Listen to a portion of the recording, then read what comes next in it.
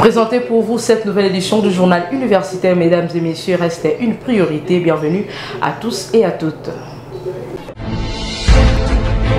Mentalité politique et développement en République démocratique du Congo, analyse des causes et conséquences des échecs des programmes nationaux de 1960 à 2023. C'est le titre de la thèse de doctorat soutenue publiquement par le chef des travaux Emmanuel Mbongo Mbouli de la faculté de sciences sociales, administratives et politiques, département de sociologie et anthropologie de l'Université pédagogique nationale. C'était le week-end dernier.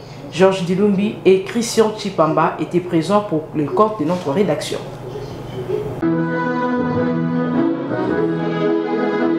C'est publiquement que le chef des travaux Emmanuel Mbongo Mbouli de la faculté des sciences sociales, administratives et politiques de l'Université pédagogique nationale a soutenu sa thèse de doctorat intitulée Mentalité politique et développement en République démocratique du Congo, analyse de causes et conséquences des échecs de programmes nationaux de 1960 à 2023. Dans son argumentaire, il a précisé que les défis du développement de la République démocratique du Congo constituent l'épicentre des actions des dirigeants politiques des États dits démocratiques et très avancés sur le plan économique, financier et diplomatique. La RDC, depuis son accession à la souveraineté nationale et internationale le 30 juin 1960, les soucis du développement qui a été annoncé en grande pompe par ses dirigeants politiques s'est révélé comme une coquille vide. Nombreux sont les programmes de développement qui ont été élaborés dont l'exécution n'a pas été à la hauteur des attentes de la population à cause d'une mentalité politique caractérisée par la jouissance, la prédation, l'amateurisme, l'anomie, la textophobie, l'esprit de lucre, les manques de patriotisme, le népotisme, la corruption, la mauvaise gouvernance et le clientélisme. C'est pourquoi cette thèse propose le processus de déminage mental marqué par une mentalité fondée sur la bonne gouvernance dont les indicateurs sont les suivantes: la citoyenneté, l'état des droits, la démocratie participative, la transparence dans la gestion des affaires publiques, la méritocratie, le dévouement et l'efficacité de l'appareil judiciaire. Après le jeu des questions et réponses, mais aussi la délibération du jury à huis clos, l'impétrant Emmanuel Mbongo a réussi avec la mention la plus grande distinction, motif de son couronnement par le secrétaire général à la recherche de l'UPEN qui lui a conféré le grade académique. À la sortie de la salle, le nouveau docteur en sociologie est revenu sur le bien fondé de son travail. La République démocratique du Congo, c'est un pays disposant d'énormes ressources naturelles. Il va falloir que ces ressources naturelles soient transformées en richesse pour l'intérêt, n'est-ce pas, du souverain public. Mais force est de constater que ce pays n'a pas tellement la chance d'avoir des dirigeants politiques capables, n'est-ce pas, de booster son développement à cause d'une certaine mentalité aux antipodes dispositions réglementaires. De la poussée des germes de la mentalité politique positive fleuriront la pensée et les actions du développement de la République démocratique du Congo. Voilà un peu la thèse des amis.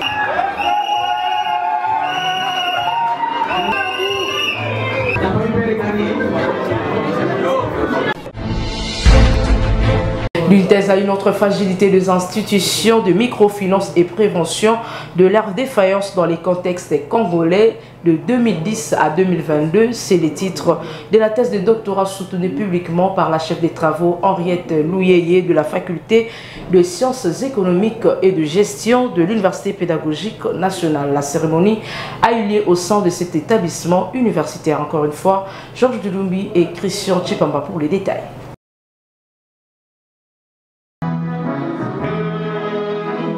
En soutenant sa thèse de doctorat devant le jury composé des éminents professeurs, les membres de famille ainsi que les amis et connaissances, le chef des travaux Henriette Louyeye Kisukumu de la faculté des sciences économiques et de gestion de l'Université pédagogique nationale a À travers ses travaux doctoraux intitulés Fragilité des institutions de microfinance et prévention de leurs défaillances dans les contextes congolais de 2010 à 2022, stipulait que la RDC est en proie à une crise économique, sociale, politique et institutionnelle qui perturbe profondément le fonctionnement normal de son économie, plonge la quasi-totalité de ses citoyens dans la précarité. Un chômage des masses affecte sa population, surtout les jeunes, les campagnes, c'est des peuples. Dans le ville, surtout à Kinshasa, la population désœuvrée s'entasse vivant dans la promiscuité. Le chômage devenu une question structurelle perturbe et compromet tout élan de la reconstruction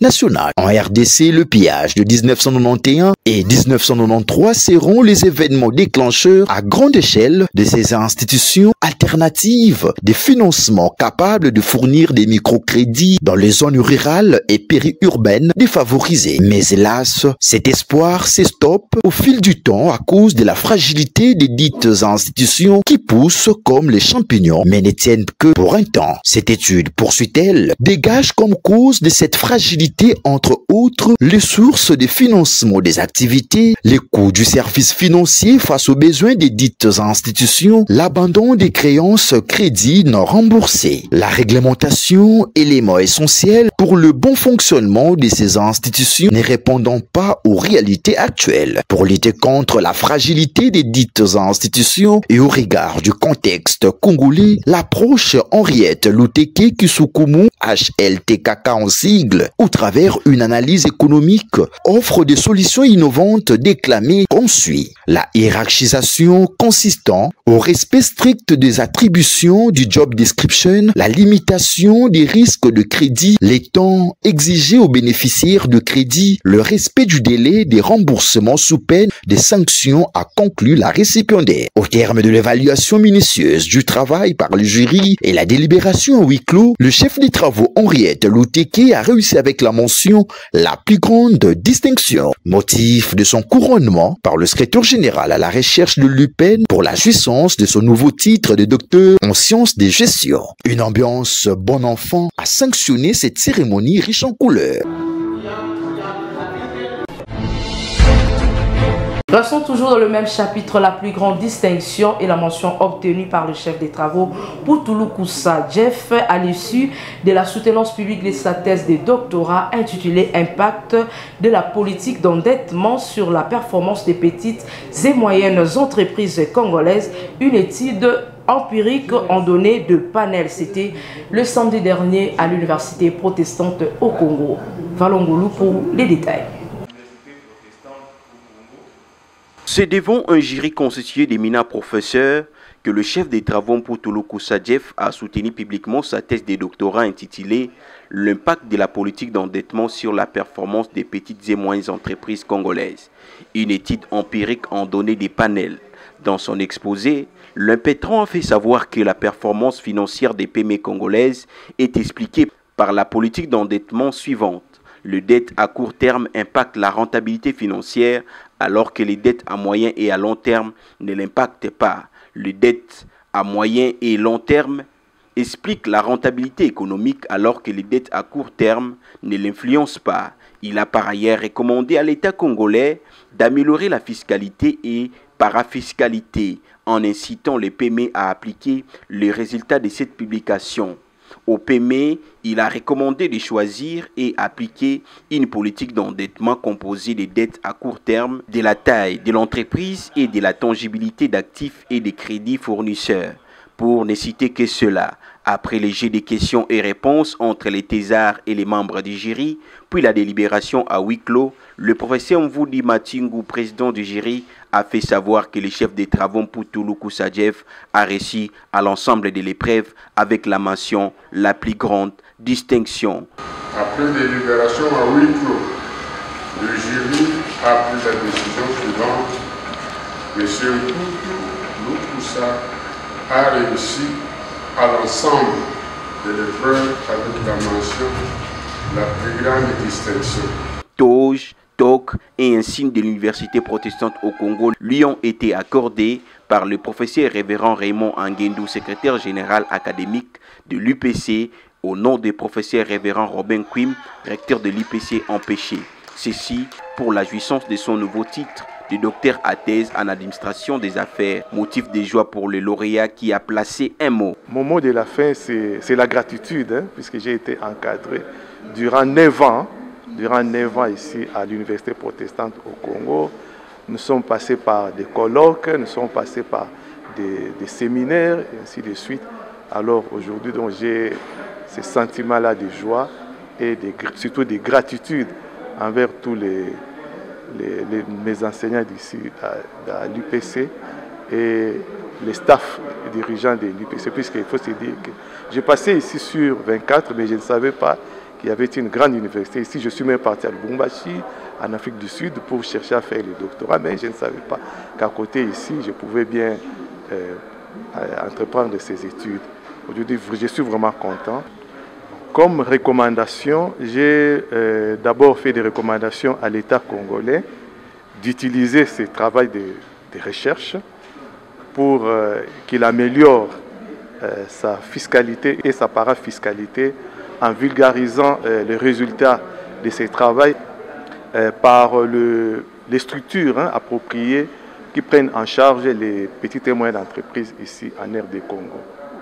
Aux actionnaires, j'ai recommandé le modèle de rentabilité financière et aux autres bailleurs de fonds, j'ai recommandé le modèle de rentabilité économique à partir de la politique d'endettement des PME congolaises.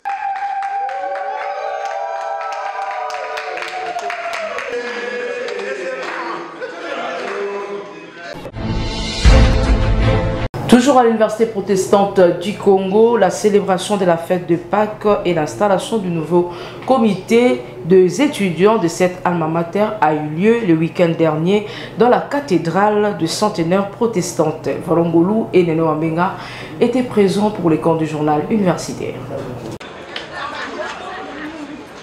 L'Université protestante au Congo a célébré le jeudi dernier un culte de Pâques pour commémorer la mort et la résurrection du Christ. Dans sa prédication, le professeur révérend Robin Quim, recteur de l'UPC, s'est apaisanti sur le thème « Qui nous roulera cette pierre ?» De ces thèmes, le révérend a démontré l'amour désintéressé des femmes qui ont allé au pied du tombeau. Malgré l'obstacle, mais les tombeaux étaient vides pour dire « Le Christ était bel et bien ressuscité d'une pierre d'écoute ». C'était aussi l'occasion d'installation du nouveau comité des étudiants de cette alma mater après la tenue des élections pour l'année académique 2024-2025 selon l'instruction académique 026.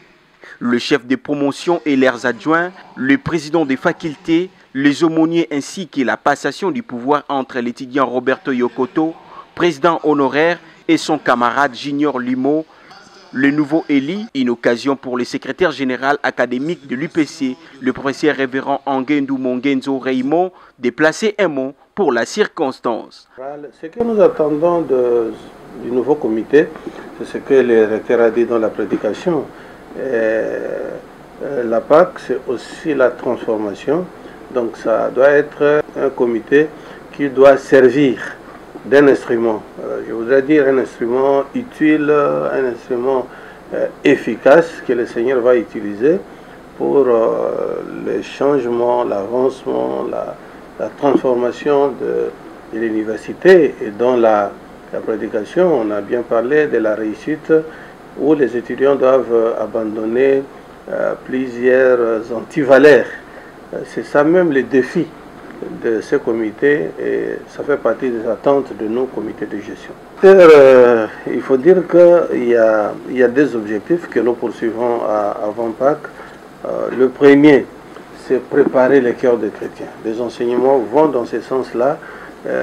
Célébrer la Pâques, ce n'est pas seulement crier, mais les cœurs doivent être préparés pour recevoir ce Seigneur-là qui vient, qui va souffrir, qui va traverser l'agonie de Gethsemane, qui va mourir, mais finalement va être ressuscité. C'est ça la finalité, c'est ça la victoire. Mais aussi préparer les chrétiens à s'ouvrir, à recevoir cette grâce-là, parce que nous disons c'est une grâce. Personne de nous l'a mérité. Le président des étudiants élus a aussi remercié ses camarades pour la confiance placée en sa personne. Notons que la suspension du groupe évangélique du cathédrale a été levée sur demande des anciens membres de cette structure au comité de gestion après avoir demandé pardon. Sainte, louange, adoration était assurée par le groupe Monseigneur Ngoïbolia avant de déclarer le congé de Pâques qui va du 19 au 26 avril 2025.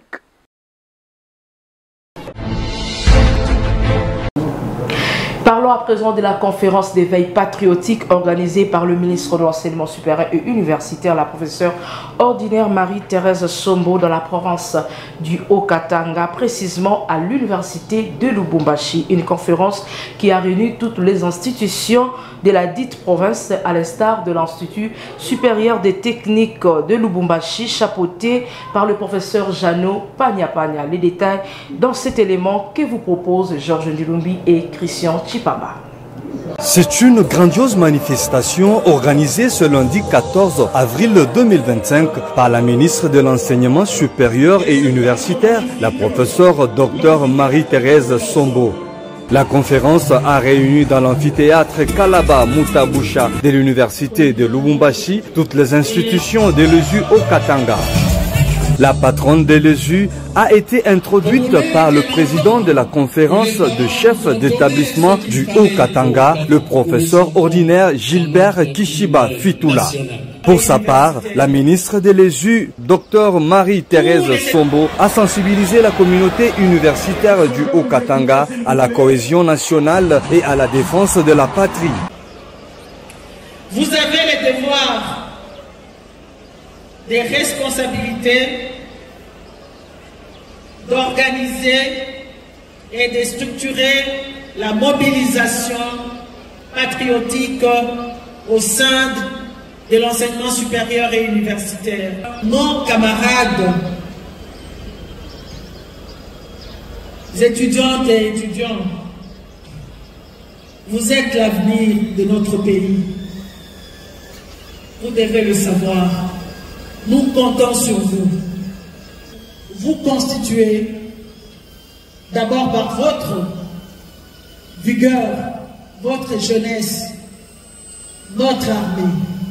Vous constituez d'abord une armée numérique.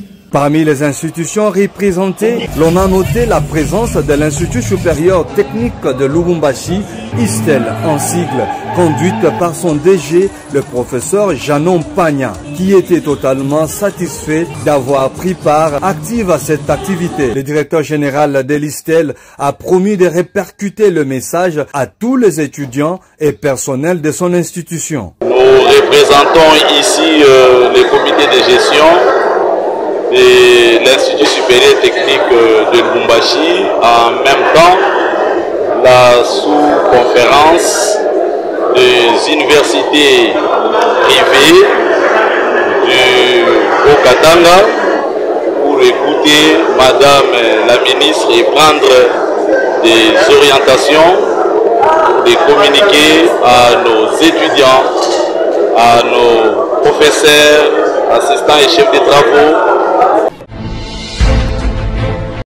À Kinshasa, un nouveau-né dans la bibliothèque congolaise et internationale. Il s'agit de l'ouvrage du professeur émérite Célestin Nguyandila intitulé « Frontières et souveraineté de l'État, le cas de la République démocratique du Congo », livre verni par le vice-premier ministre de l'Intérieur, de la Sécurité, de la Décentralisation et des Affaires coutumières, Jacquemaine Chabani. La cérémonie a eu lieu le week-end dernier dans la salle de showbiz de Kinshasa. Témoin de l'événement, Elikia Kiakou. C'est dans une mélodie angélique portée par un cantique solennel qu'a débuté cette cérémonie de vernissage du nouvel ouvrage du professeur émérite Célestin Nguyandila intitulé « Frontières et souveraineté de l'État, le cas de la République démocratique du Congo ». Une cérémonie lancée par l'auditeur, le professeur et directeur général de presse universitaire du Congo, avant de laisser place à la présentation de l'auteur par le professeur Yvon Mingachang. Le professeur Jean-Pierre Mavungu, quant à lui, chargé de l'exposé du contenu de l'ouvrage. Dans sa présentation, le professeur Mavungu a mis en lumière les enjeux majeurs abordés dans le livre, notamment l'insécurité transfrontalière liée à la migration, l'exploitation illicite des ressources naturelles, ainsi que l'exploitation incontrôlée de celles-ci vers le pays voisin. Il a également souligné l'analyse de l'auteur sur l'existence des réseaux de collecte et d'usines opérant dans les États limitrophes, révélateurs d'une coopération régionale souvent ambigue.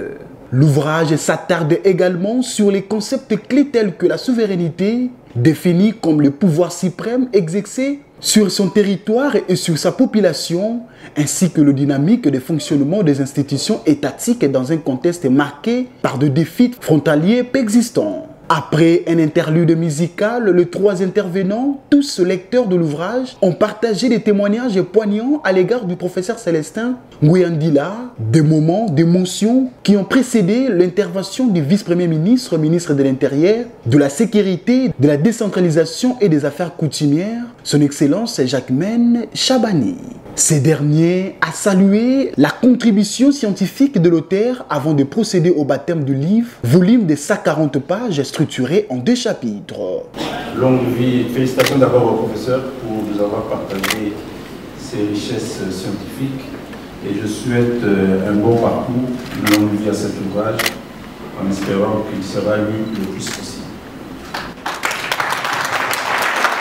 La cérémonie s'est achevée par la vente aux enchères de l'ouvrage et le mot du remerciement de l'auteur.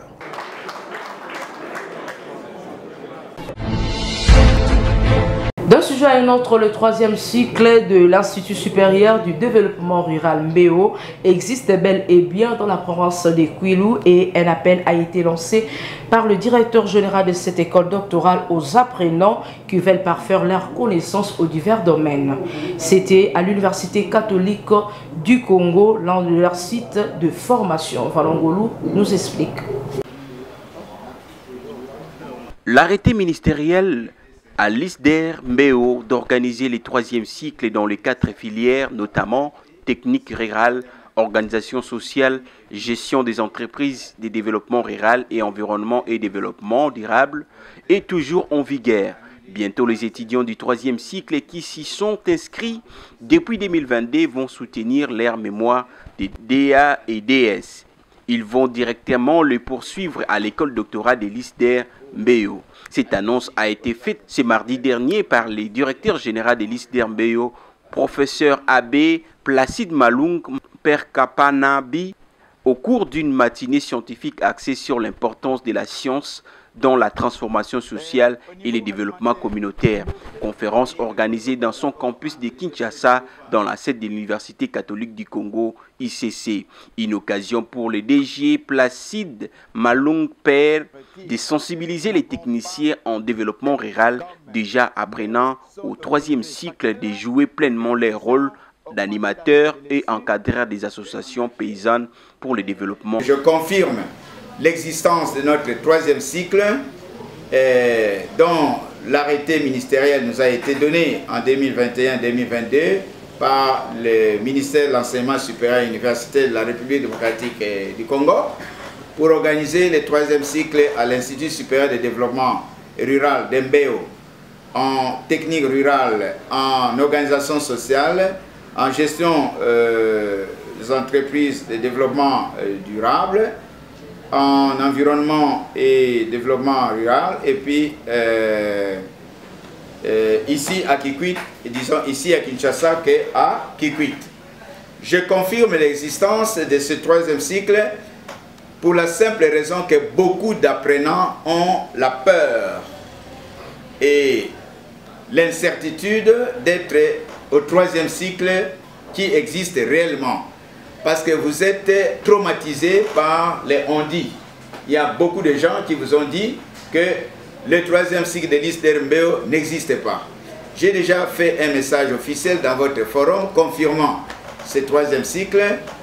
Il est cité dans tous les textes de CAISTAT, les conseils d'administration des instituts supérieurs techniques, artistiques et technologiques, et qui fait l'administration des instituts de développement et qui fait le lien avec l'enseignement supérieur universitaire en République démocratique du Congo et l'enseignement supérieur universitaire et le CAISTAT, notre conseil d'administration, n'ont pas encore à la date d'aujourd'hui retiré l'arrêté qui nous ont donné pour organiser le 3e cycle de l'ISDER Mbeo. Vous entendez? Il sied de rappeler qu'à ce jour, l'ISDER Mbeo dispose de 3 campus, à savoir le campus de Mbeo pour les 1er et 2e cycles, le campus de Kikwit pour les 2e et 3e cycles, ainsi que les campus de Kinshasa où il y a d'abord le 2e et 3e cycle et l'école doctorale. Les portes de cette institution d'enseignement supérieur et universitaire sont donc grandement ouvertes pour les étudiants et apprenants dans le domaine du développement rural. De l'autre côté, la structure dénommée NK Empire, en collaboration avec le Centre international d'évangélisation Mission intérieure africaine en RDC, a organisé une conférence débat à l'Institut supérieur pédagogique de la Gombe le week-end dernier sous le thème « Briser les obstacles de l'emploi en République démocratique du Congo ». Cette activité qui a réuni plusieurs experts et étudiants a eu lieu dans la salle du cinquantenaire de l'ISP Gombe. Tonton Biongo pour les images. Sensibiliser la jeunesse congolaise en général et les étudiants en particulier à identifier et analyser les difficultés que rencontrent ces derniers à s'octroyer facilement de l'emploi après leur cursus académique. C'est l'objectif poursuivi dans cette conférence organisée par la structure NK Empire en collaboration avec les Centres internationaux d'évangélisation Mission intérieure africaine en République démocratique du Congo, SIMIA en sigle à l'ISP Gombe sous les thèmes « Briser les obstacles du marché de l'emploi en RDC ». Plusieurs panélistes ont partagé avec l'assistance leur parcours, défis et expériences dans les marchés de l'emploi, tout en martelant sur la bonne orientation scolaire, la flexibilité dans l'apprentissage et dans la formation selon sa vision, savoir saisir les opportunités et apprendre de ses échecs. Ils ont en outre relevé quelques freins professionnels dans l'embauche, entre autres la recherche du boulot, les manques d'expérience professionnelle, les CV qui n'attirent pas, manque de compétences, d'estime de soi et de créativité. Pour éclairer l'opinion après échange entre les participants et les intervenants, ces experts ont souligné que les relations ne suffisent pas pour avoir un emploi et seule la compétence, les savoir-faire et être leur qualifieront et valoriseront. Une satisfaction pour Gédéon Congolo, coordonnateur de la structure NK Empire, qui s'est exprimé en ces termes. Les motivations qui nous ont poussé à organiser cette conférence à l'ISP, c'est parce que nous avons constaté que beaucoup d'étudiants ici, surtout à l'ISP Gombe, une fois qu'il fait son parcours académique, il ne se retrouve pas dans le marché de l'emploi. Alors, nous avons invité quelques panélistes qui ont fait le parcours et c'est grâce à leur expérience qu'ils ont pu exposer leur parcours. Le message que je veux lancer aux étudiants de l'ISP Gombe, en RDC, on peut aussi être ces jeunes qui vont rénover, qui vont apporter une innovation dans le marché de l'emploi. Bien que le marché de l'emploi est saturé, mais il reste encore beaucoup de secteurs qui sont encore fiables, qui sont encore en exercice. Il s'y est dénoté que NK Empire fera la ronde des universités privées et publiques de la place pour échanger avec le futur cadre du pays à ce sujet crucial d'embauche après les études universitaires. C'est ici que s'achève notre grande édition du journal universitaire. Mesdames et messieurs, derrière la caméra, Tonton Biongo, réalisé par Emmanuel Lema, toujours sous la coordination de l'honorable André Bouchon Machara. Quant à moi, je vous dis au revoir et excellente semaine à tous.